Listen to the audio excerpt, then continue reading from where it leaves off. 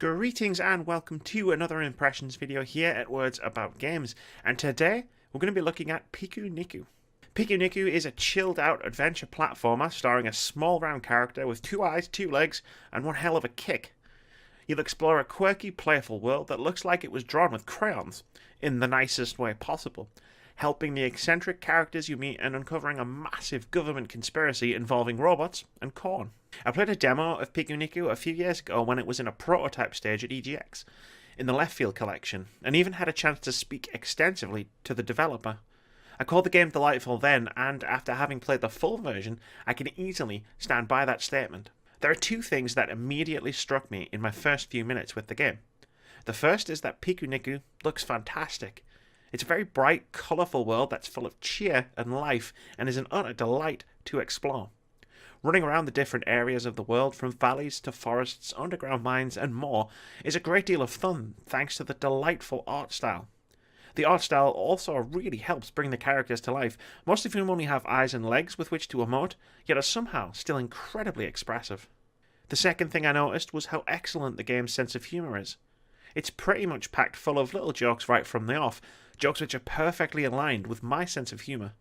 PikuNiku's humour comes from its characters taking this absurdist world at face value, and featuring a cast of characters who are pretty strange oddballs themselves. This surrealistic sense of humour bleeds into the things you're tasked with doing when you're helping the world's inhabitants. Kicking explosive pine cones at giant robots, trying to explain to a gardener that flowers need water as well as love to grow, engaging a robot in a dance contest to see who's the king of the dance floor. You know, that kind of thing. So while PikuNiku is a puzzle platformer, there's a good deal of variety in how you get around the world and solve its puzzles. Sometimes the game is fairly straightforward. Do some jumping around, manipulate the environment by finding objects to hold down, buttons or switches to push, and you'll make it through to the next area. Sometimes you'll be engaged in minigames, such as Bass Kick or Pick Dug. These minigames are a nice way to break up longer sections of platforming, giving you something a bit different to engage in after a while running, jumping, and hitting switches. The platforming itself can be very eccentric. The protagonist in PikuNiku has a very floaty feel, gliding through the air and regularly landing on their head and carrying their momentum when they hit the ground, which means they'll need a second to reset themselves before they're able to jump again. It can be quite inconsistent. Sometimes you're able to string several jumps together if you time the button push just right. Other times you'll land upside down and be unable to perform a second jump. For the most part, this isn't a problem. PikuNiku is not a precision platformer, and your success or failure doesn't hinge on making pixel-perfect or flawlessly timed jumps. Most of the time it works in the game's favour, considering it's trying to be a more chilled-out experience than other platformers like, say, The Messenger, for example. It's quite forgiving while you're trying to jump between platforms or kick objects between them, doing its best to facilitate a good time as opposed to a challenging one. That being said, there are a couple of sections where the game demands a bit more precision than the controls afford it. A later boss fight, for example, sees you chasing down an enemy in a pedal boat in a volcano, needing to jump over the corn being fired at you. Like I said, it's a surreal game.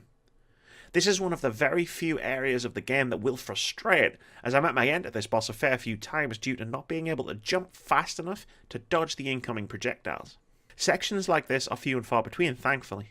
In fact, I think I only ran into this issue a couple of times at most, usually when I went off exploring and found hidden areas or side content that required the collection of hats to open up new areas for exploration.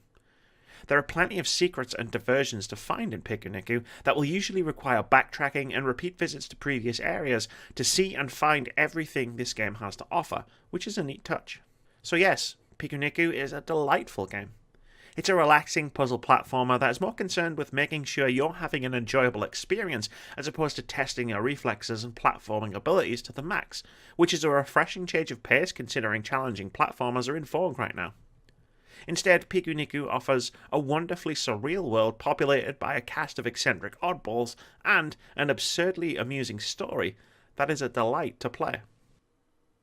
Thank you very much for watching this video, guys. If you've enjoyed it, please keep it here at Words About Games. We've got tons of content, including our weekly podcast, more impressions videos, patch notes, and our weekly indie game of the week. We also stream over on Twitch at twitch.tv/wordsaboutgames every Monday, Thursday, and Saturday. And most importantly, have a great day.